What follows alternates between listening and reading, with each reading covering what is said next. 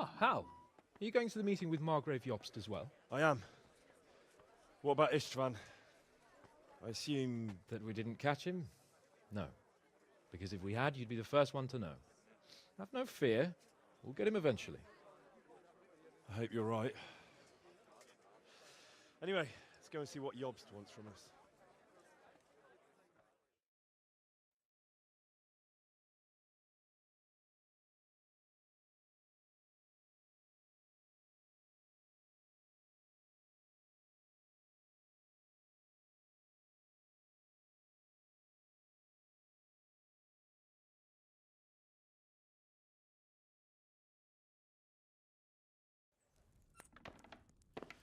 My lords, Christ's blessings on you all. And on you, Lord Capon. And this is my son, Henry. I didn't know you had a son, Sir Radzig. It came as a bit of a surprise to young Henry, too. This gentleman here is John II of Liechtenstein, a member of my council. I'm honored, gentlemen.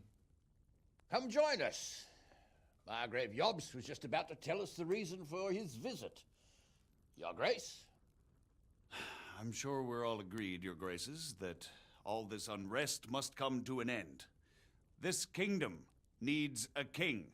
Question is, which king? My cousin, Wenceslas IV, who is being held in captivity.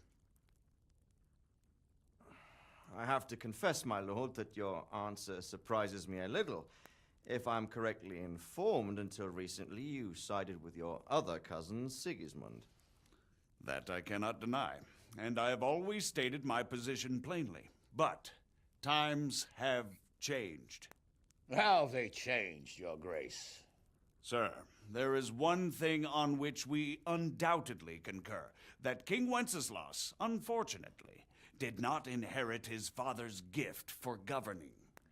Sadly, his failures have cost Bohemia, the nobles, and our whole Luxembourg family a great deal of money and effort. How did the king let it go so far, damn it? It's in his temperament. He cares only for wine, women, and the hunt. A king, in fact, who never wanted to be king. Then why didn't he just let his brother have the crown? Young sir, the crown weighs heavy when there are duties to be performed, but to surrender it means giving up great privileges too. But he did surrender power to his brother. When things started getting out of hand, Wenceslas appealed to Sigismund for help in restoring order. What, you're saying Wenceslas invited him here? This is starting to make my head spin. Actually, it makes sense when you think about it. Sigismund wanted to re-establish the power of the whole House of Luxembourg.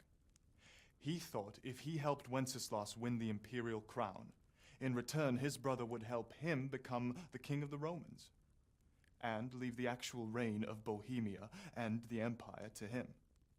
Sigismund would govern, while Wenceslas could carry on doing what he was best at, enjoying the life of the imperial court. Why wasn't Wenceslas crowned Holy Roman Emperor long ago? He was already elected king of the Romans. All he had to do was go and let the Pope put the damn imperial crown on his head. Who knows? Maybe he'd prefer hunting and consorting with bathhouse wenches to spending time with the Pope. Well, so would I must admit.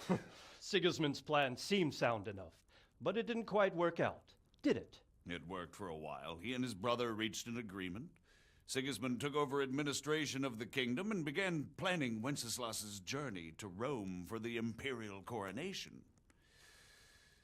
But then Wenceslas realized he would just be a puppet with a crown. I must say, Margrave Jobst, Wenceslas and Prokop behave rather like naughty children in need of a good clout about the ears. Sigismund would agree. He was already planning his rule of Bohemia, and all of a sudden, the rug was pulled from under him. I'd say he lost his patience and decided he'd drag Wenceslas to the coronation kicking and screaming if he had to. Just like a naughty child, as you say. So he abducted him and your brother Prokop too, if I heard correctly. Correct. And you helped him do it, if I heard correctly. Yes, Your Graces, it's true. I was there when Sigismund abducted Prokop. I thought everything could somehow be settled, that we could make my brother see sense. But Sigismund just wanted to put an end to the dispute once and for all, whatever the cost. There was nothing I could do to stop him. And that's one of the reasons why I'm here. The worst of it is that it was all for nothing. Instead of putting a stop to the revolt, it escalated it, and the result is this chaos we have today. That's true enough, sir. But I must admit now, I'm not sure what your position is. The king is incompetent, but we must protect him? The simple truth, gentlemen, is that for all of Wenceslas's faults, we have no one else. So we'll have to make do with his idleness. People like him, though. But what can we do now? Sigismund has the League of Lords behind him. Otto von Bergolf, Heinrich von Rosenberg. The situation has gotten completely out of control. Now even the nobles of the League of Lords are realizing that Sigismund wasn't the right choice. So now Bergolf is on your side. Are we to assemble an army together with him and face Sigismund on the field of battle? We're not in Hungary now. Such affairs may be settled elegantly, without unnecessary hostilities or expenses. I have negotiated an alliance with the Hungarian bishops, the Polish, and of course the Czech nobility, against Sigismund. Every day he is losing the ground under his feet, and that's why I need your help too. What kind of help, though? Sigismund has a massive army, and Rosenberg, Berghoff, and Prague are behind him. Do you have an army you could face him with? But that's not what I mean at all. There's been a revolt against Sigismund in Hungary, partly due to my efforts, and now he'll have to choose whether he wants to gain the Bohemian crown, which is a very risky enterprise, or hold on to the Hungarian one. He can't have both. And there's a tough struggle awaiting him in Hungary. I'm not sure he'll win, and Rosenberg and Berghoff know it too. They're not stupid. If the Bohemian nobility stands together, they will turn. We are men of little consequence, Margrave. Radzig here lost everything because of his alliance with Wenceslas. Sir Divish came within a hair of the same fate. Even Rattay is defenseless against Sigismund and the League of Lords. What's more, your grace, King Wenceslas languishes in captivity in Vienna. He can't rule too well from there. And what do you propose? To sit with your arms folded till the Bohemian lands are turned to ashes like scarlets? We have to put a stop to this senseless war. And do you know, sir, what the true position of the League of Lords is? I'm not on the best of terms with them at this moment, so you'll have to ask them yourselves. Yes. Why not? I'll go and visit Berghoff at his castle and we'll see what he tells me. You know, that's not such a bad idea, young sir. True. Though a little risky. I doubt Berghoff would harm a blue-blooded envoy. And you can find out what he has to say about developments and what the League of Lords is planning. Then we'll decide what to do next. I'll help you compose a letter to him. I'd like Henry to come with me. Why not? He's proven himself an able investigator, and he'll also be a good bodyguard if anything should happen. And I'll send Sir John here to Kuttenberg to be my eyes and ears there. I believe both your reports will help us get a better grip on the situation. When can you set out? Just as soon as I've packed my things. Excellent. Margrave Jobst and I will draft the letter. Get ready, and we'll meet back here.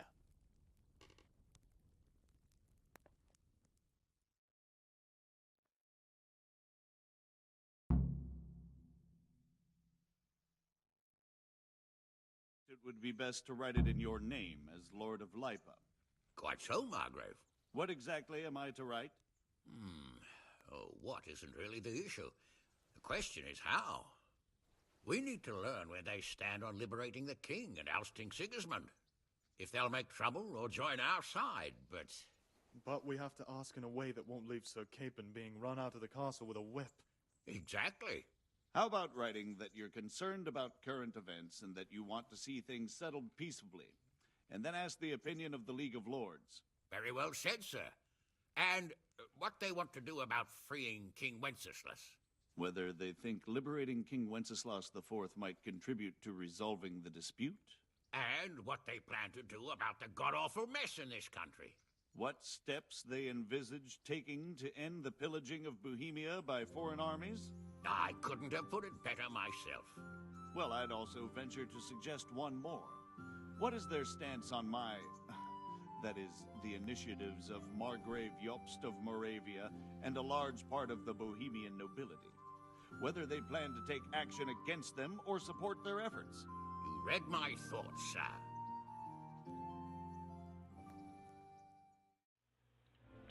Welcome back for some more Kingdom Come Deliverance.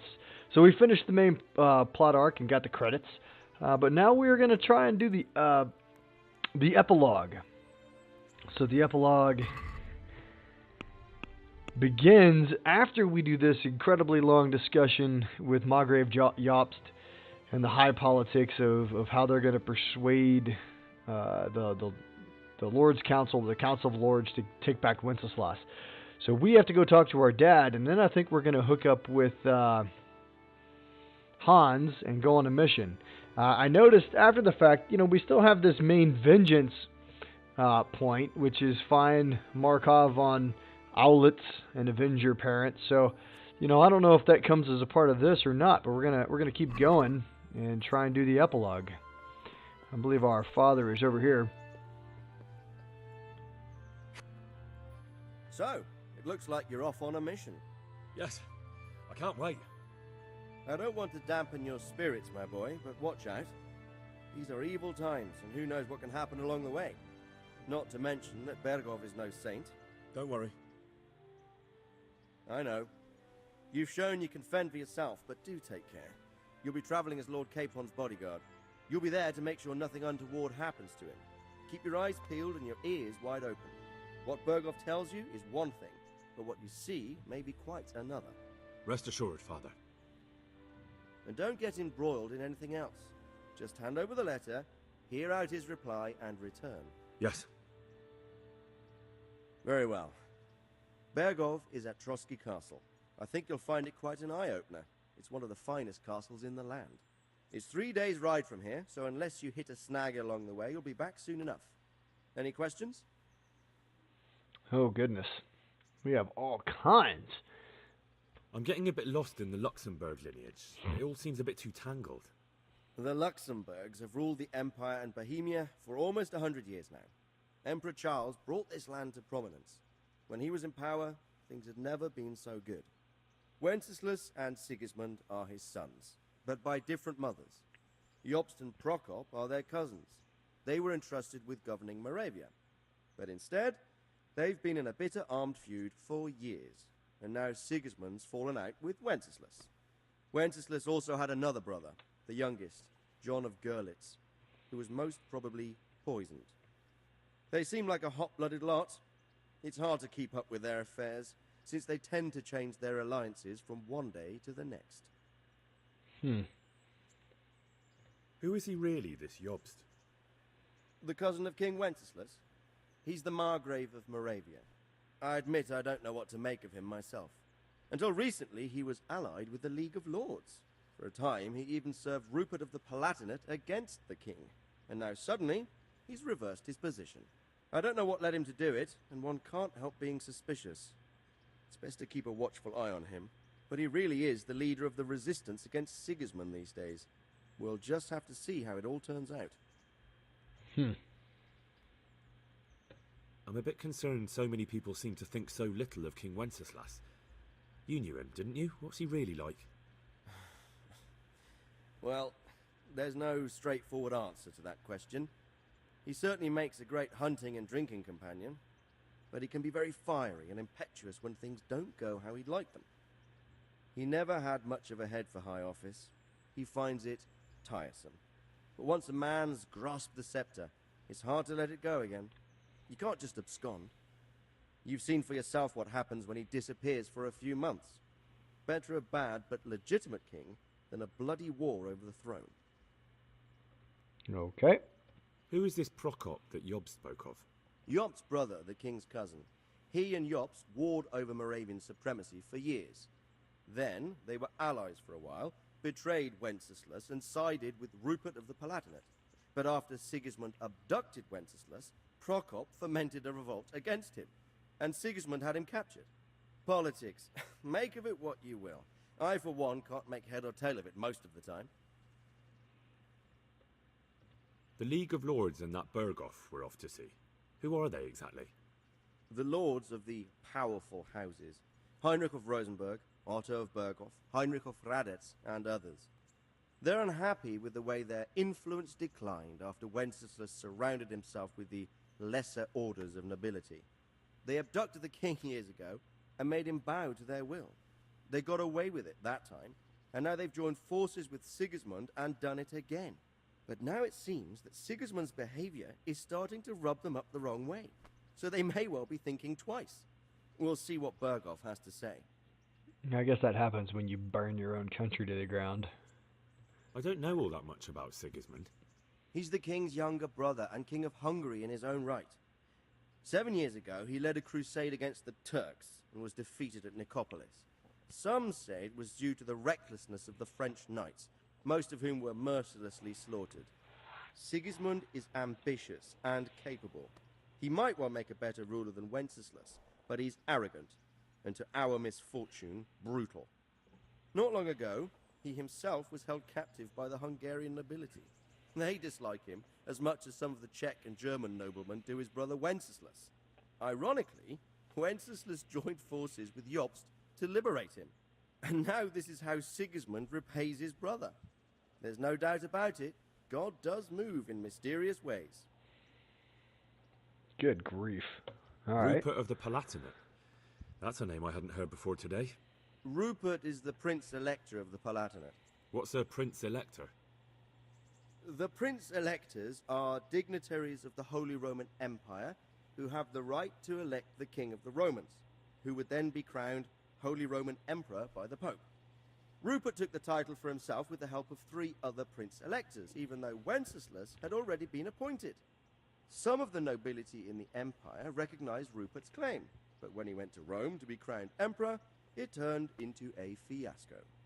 Now he's doing his utmost to get Wenceslas to acknowledge him, but so far without success. So, now we have 2 kings of the Romans. Jobst sided with Sigismund for a while, but now he's switched allegiance. He seems to do that quite a lot.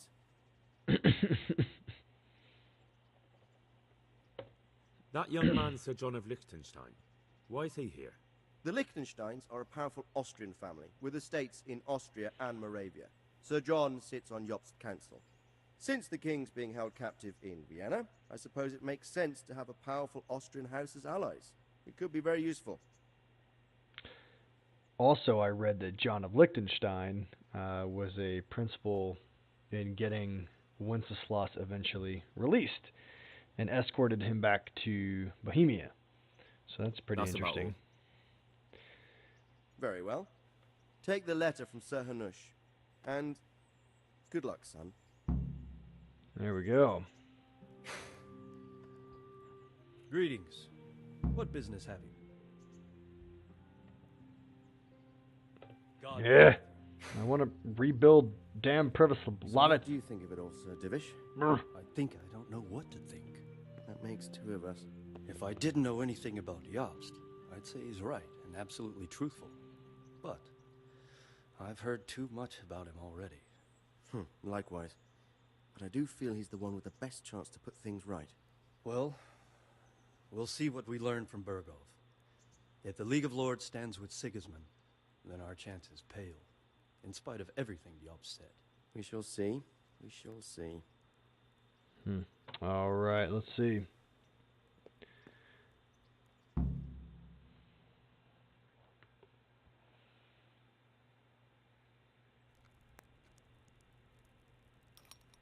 I believe we have written it well, gentlemen. Without a doubt. Yeah, One he could can't deduce from read. this whether we are Sigismund's allies or foes. I must travel back to Brno now, but soon I will go to Brandenburg and I will stop here on the way back. By then, Sir Capon should be back and we can discuss how to proceed. Right.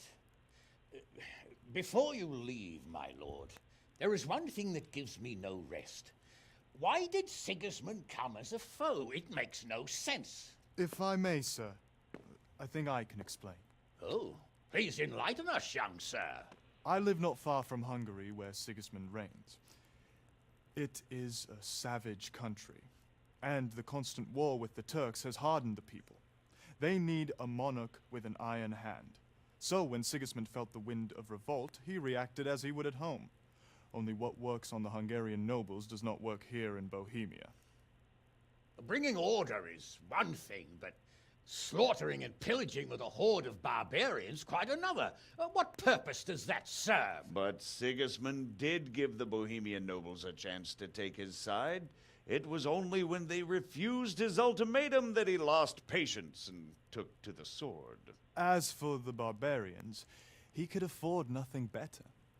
The Hungarian nobility would gain nothing from joining his campaign in Bohemia. He didn't have enough coin for a regular army, and so he recruited the Cumans. What he does not pay them, they make up for in plunder. But in the end, he didn't have enough to even satisfy the Cumans. That's why he raided Kuttenberg and Skalitz. He wanted the silver. That makes sense. My lords, how's the letter coming along? It's done. Then we can be on our way. Now remember what we said, boy. All you have to do is deliver the letter, listen to the answer, and come back here. Don't provoke Berghoff in any way. Provoke? Me? Never, Uncle.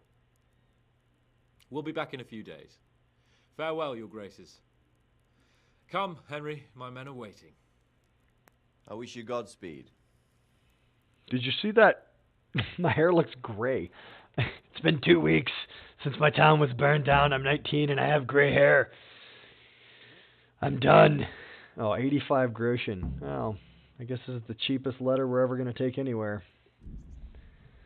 Congratulations, you've completed the main storyline. If you like, you can still embark on side quest activities or just wander the world. You can finish the game anytime by joining Hans Capon's squad. You finished the game. Okay, well, I mean, interesting. So I'm curious now. Oh gosh, where are we? Are we in a bedroom? I guess so.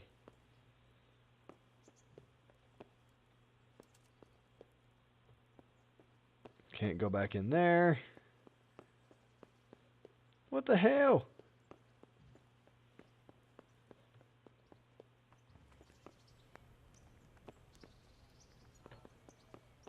And we never could go back up there. Okay. Well, we're going to finish the game.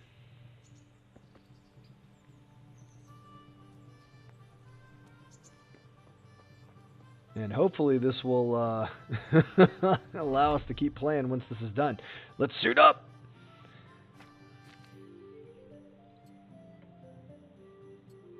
Oh, we need to... Hold on. There we go. That'll make it easy.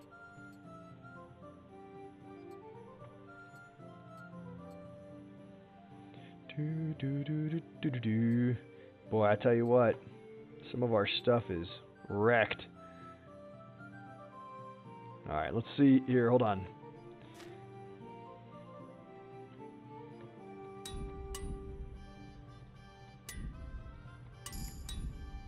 There we go. That's what I'm talking about.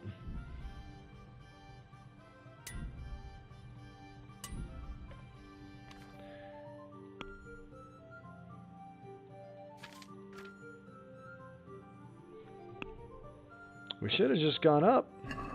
Maybe not. All right. Here we go. What's our food? Do we need food? Yeah, let's go eat from the pot. There we go.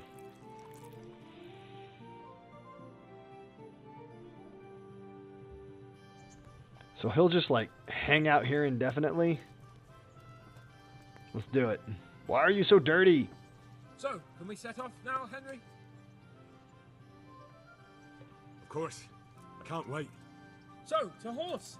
The Lord of Berghoff is bound to be waiting as eagerly.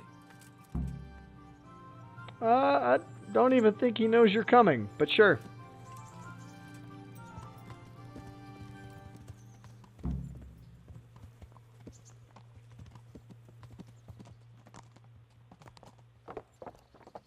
All right. Man, the epilogue. I've really enjoyed this game. This game is pretty... Ah, man, you're just gonna, like, walk the whole way, aren't you? Alright. That's good. We're gonna walk the whole way. I've enjoyed this game to no end. Pretty freaking fantastic. Beautifully rendered. Aside from some of my... So, how is life as a highborn bastard? We're getting used to it. graphical problems. What about Rodsey? Has he accounted for not owning up to you the whole time? He explained it. All will be well, I think. Glad to hear it. It's far more acceptable for a nobleman to befriend a noble bastard than a blacksmith's son. Mind you, don't come to blows with a blacksmith, my young lord. Dude's walking around in his underwear. What do you think about Sir Yobst and his plan? Well, I admit all the scheming has me a little lost. I thought Sigismund was the devil, Wenceslas a martyr, those on his side the heroes, and those against him the villains. I believed we'd rescue the king and all would be well again, but now it looks a lot more complicated. Exactly. I didn't expect the noble lords to be as noble as the angels, but I hadn't expected such a sewer. They behave like children. I can't fathom how after all this backstabbing they're somehow still on speaking terms. I don't know either. Beggars belief. Well, they're all related. In some form or Did you know fashion. that King Wenceslas is such a... Feckless drunkard? Not really. And to be honest, I'm not sure I wanted to know. I slept better believing my fate was watched over by a wise and powerful monarch. So did I. What a dismal world when you can't keep trusting your own king. On the other hand, times were better with him here than with him gone. Isn't that the truth? Well, I guess so. I'm really hoping we come up on What do this you think of quick travel Sigismund? point here. If I were him, I'd have had enough of my brother even sooner. But he's a monster. Look at what those hordes of his are getting up to here. What he did in Skalitz. True enough. On the other hand, if Wenceslas and Prokop hadn't double-crossed him, none of this would have happened. No one forced him to burn Skalitz. That's a fact. But he couldn't let them shit all over him either. Not that I'm defending him. He was the king of Hungary! No doubt about that. No one was crapping on him.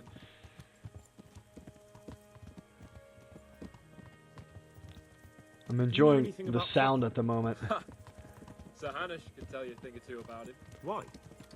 Last winter, a certain Sir Jan Sokol of Lamberg, a well-known knight, or robber baron to some, tried to occupy the city of Iglau, which was on the orders of none other than Prokop. And what has that got to do with Hanush? Well, he was there with him. Of course, that's not something to brag about in front of Jobst. And what was it all about? They wanted to occupy a city that was on the side of the League of Lords, but despite them being several hundred strong, they didn't take it. For one thing, they couldn't get past the Iglau women, with their pitchforks and cauldrons of hot water. I would never have thought of Sir Hanush as such a rebel.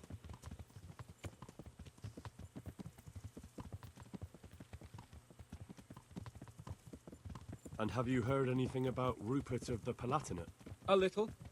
He can't manage even to wrest power from a king who doesn't much care for ruling and isn't fighting back.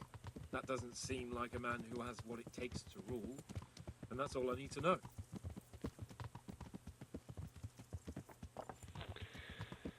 Man, I mean, I know that they're giving us And this that Burgos walk we're going to see. for Anything about him? the I haven't conversation, heard but much good about him, whew, but I have a feeling that some other nobles are quite in awe of him, and his castle is apparently quite impressive. I'll be interested to see for myself. Yeah. And what Okay. about the League of Lords? Wealthy, pompous. The king doesn't seem to like them much. He's chosen to let the lesser ranks of the nobility into his circle, men like your father. I admit I don't blame him one bit. But the lords weren't happy about their lost influence, so they put their foot down. If I were Wenceslas, I'd have let them hang after they abducted me the first time. But he gave them seats at the provincial council? Little wonder they're back at their old tricks.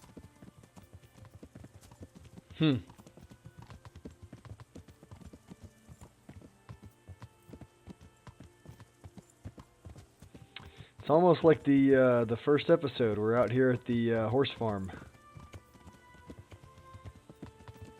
Never ending. Let's see where this is taking us. I'm very curious, because holy crap. Oh, we're there, so maybe it will maybe it will jump us to where we're going, because holy cow. Come on!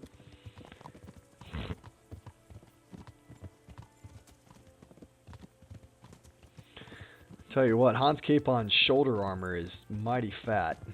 You guys look at that. Holy cow. It's very large. You'd think he had Arnold Schwarzenegger's shoulders.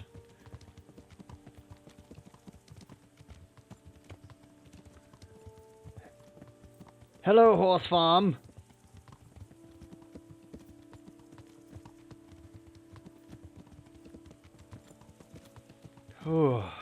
Tell you what. We're going to cut, because holy cow, this is just taking forever. So we'll cut, and when we get back to a cutscene, or we get to a new land, or something like that, or maybe we get jumped in combat, we'll be back. It's just a button push away. So, see you in a minute. Alright, we are coming up on the end here. So after a little reading, this is basically the end of the mission, or the end of the main plot. And there you go. Game saved. Go after Capon. He is going to dismount. And ironically, I don't know. He just starts walking back. And that's really it. That is the end of the game. So you talk to Capon. What do you need? There you go. Are you wishing you'd stayed home at Ratai instead of joining in our nighttime venture? You must be joking. I haven't had so much fun since... actually ever. Really? Despite being wounded? Actually, you missed the best part. When I was hauling you like a sack of grain to the battlements dead to the world. It can't have been that much fun if I fell asleep. But you might have handled me a bit more gently. I'm black and blue all over. Oh, alright then. Next time I'll just leave you to Istvan's tender mercies. Nonsense. What would you do without me? Still, thank you for hauling me out of there. Anything for you, my lord. Good luck then. And that's it. That is literally the end. There is no more main story plot. Capon just kind of leaves his horse sitting here. And I presume he's going to walk back. So we're going to continue to track expansions, DLCs, and we'll play them as they come out. Try to play them. I think the tournament's out, and I think Capon's romance is out, but I'm not 100% sure on that. We'll try and knock those out and do videos on them. But yeah, otherwise, you know, we'll just we'll wait for the DLC for the third act, which apparently takes place in a whole different location. Little side note, apparently this chest used to hold the best armor in the game, and what you could do is there you go. What you could do is just ride out here and open it like right off the bat and get the best armor in the game. What is that guy doing? So it was you. You son of a bitch. What? Hey! You! Don't move a muscle! I yield. I shot a rabbit. You can't go around hurting animals that don't belong to you. There are penalties for damaging other people's property. Understand?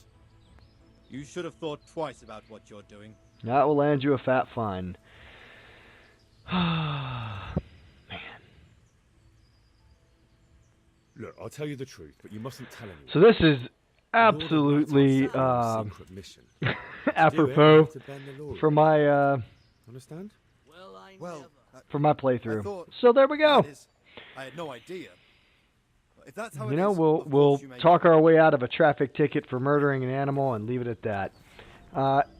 Yeah, so when we find some new content and they release some DLCs, we will be back for Kingdom Come. But until then, thanks for sticking around to the end of the main quest walkthrough, and I'll see you next time. Later.